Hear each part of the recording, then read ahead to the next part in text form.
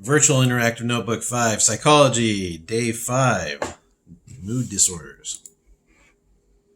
All right, here we go. Essential question, what characterizes different mood disorders? Main idea is mood disorders. Your subtopics are defined, major depressive disorder, bipolar disorder, biological theories, cognitive theories. We are just going to gloss over this whole thing. This is a massive subject about which there is a lot of research. This is one of the more common psychological disorders that people deal with. So we're just going to give you just a quick tour of some ideas about mood disorders. For defined, severe disturbance in mood. There you go. A mood disorder is a severe disturbance in mood. Major depressive disorder is negative emotion most of the day. Now, does that mean there's a minor depressive disorder? Yeah, there is. So depressive disorder can be split into a bunch of different subtopics. We're not going to cover those. We just don't have time considering the format of these lessons. But an example would be seasonal affective disorder is a subset of major depressive disorder. There are people who, and this is real, when there's not as much sunlight, they become more depressed, right? There are treatments for that, including sun lamps. Right? I knew a teacher at school who had a sun lamp in their room when they were diagnosed with seasonal affective disorder. It helped a lot. So that's good. All right. Major depressive disorder is negative emotion most of the day. I have had major depressive disorder. It wasn't fun. If you have one episode, you're more likely to have a second episode. If you've had a second episode, you're more likely to have a third episode. If you've had a third episode, you're even more likely to have a fourth episode. So for 12% of people who get major depressive disorder, it doesn't go away. For most people, it does, right? And usually the symptoms last about a year. So an episode can be months to a year. In my case, it was about 6 months. And then I had a second episode, and that was about 6 months. Right, so I'm even more likely to have a third episode, apparently. Okay, so what are the symptoms of major depressive disorder? Weight loss. I lost, how much did I lose? 50 pounds the first time. And it's not just take it easy. It's not like a good weight loss. It's like muscle loss. You're just not eating food. You're starving because the thought of eating food is nauseous. You feel like you're going to throw up if you eat food.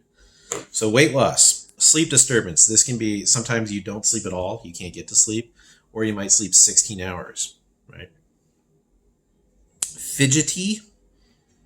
You have to move. Feelings of worthlessness, difficulty concentrating, and suicidal ideation. I've heard it both ways. So a very common symptom of major depressive disorder is thoughts of suicide. Now, these thoughts of suicide are dangerous. If you have a plan, it's even more dangerous. And what it feels like to have suicidal ideation when you have major depressive disorder is, at least in my case, it's more like a temptation, right? It's a way out.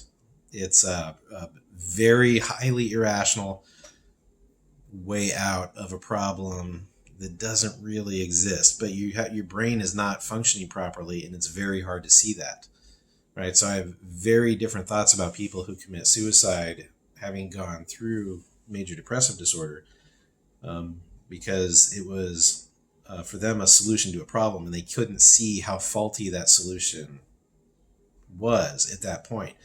But if they hadn't had done it, and you gave them, another few months, they would have seen that was not the way to go. An example is Robin Williams, right? Robin Williams, I'm sure, had major depressive disorder, and he has interviews where he talks about, wanting to kill himself, and then a while later he goes, "Whoa, we need to do something about that. That was not a good idea," And then one day he had a bad day, and that was that.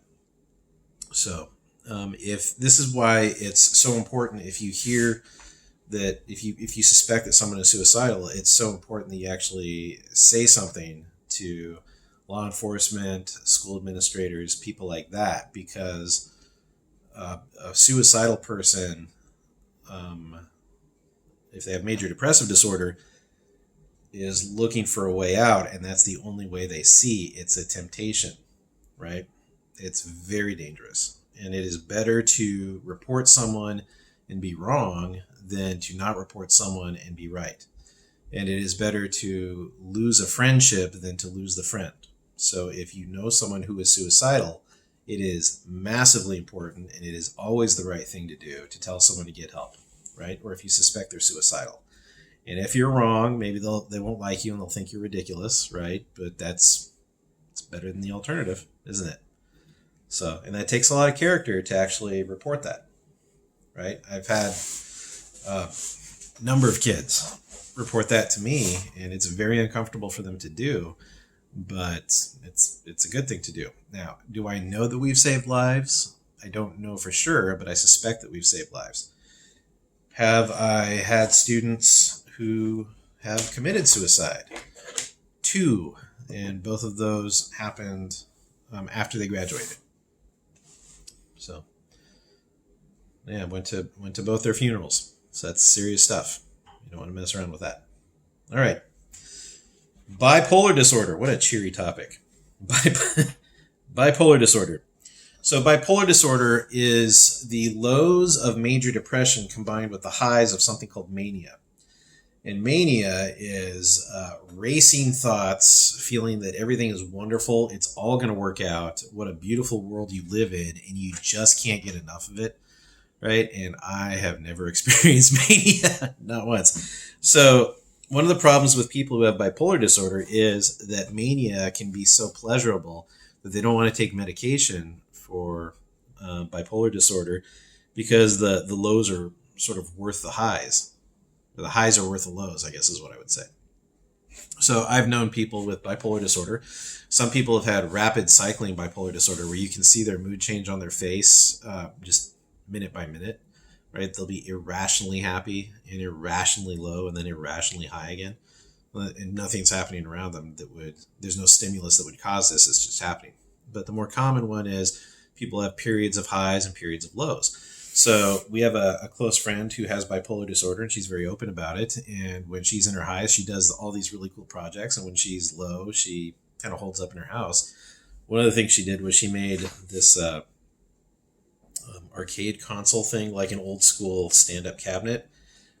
It has a bunch of different arcade games on it, and she's painted the side with all kinds of different arcade characters. And it took her a couple years to do it because she only did it when she was in her high period, but the thing is it's a work of art and it's fun to play. So, and she's very nice to be around. It's not like being around her when she's low is bad. You just, she's not talking a lot. She's probably not feeling really good. When she's high, she's delightful. And sometimes she's just her and she's wonderful. It's okay, right? She has therapy and she medicates sometimes. Yeah. Okay. So the biological theories of depressive disorders or mood disorders, imbalance in neurotransmitters, particularly norepinephrine and serotonin. So your neurons in your brain communicate with each other. So electricity that's what a brain scan is. It detects electrical activity, biochemical electrical activity in your brain. So neurons are nerve cells and they connect at a synapse, and neurotransmitters shoot across the synapse like this and instruct the neuron what to think or what to feel. So if you don't have enough serotonin and norepinephrine, then it is impossible for you to feel good like other people. Now, one way that this can be resolved is through a SSRI, specific serotonin reuptake inhibitor. So what that does is serotonin shoots across a synapse and an SSRI comes in here and plugs the gap, because normally neurotransmitters shoot across a synapse and they get sucked up again. Well, what if it shoots across a synapse and then you plug the hole that would suck it up? You have serotonin in your synapses longer and you feel better. At least that's the theory. Now, that's somewhat controversial. There's a lot of evidence either way. I will say that I've been on SSRI since I was 32 and I've never been happier. All right. Now, does that mean that I'm taking drugs and artificially boosting my happiness? I used to think that, but a very smart therapist told me, well, what you're doing is you have less serotonin than other people, and the SSRI allows you to use your own serotonin longer, and that made me feel better, right? So social support, talk therapy, and SSRIs helped me. It doesn't help everybody, but it was good for me. All right, cognitive theories of mood disorders. Negative thoughts. Again, we are just this is a very broad topic, and you can do a whole PhD dissertation on this subject, so we're not doing it justice.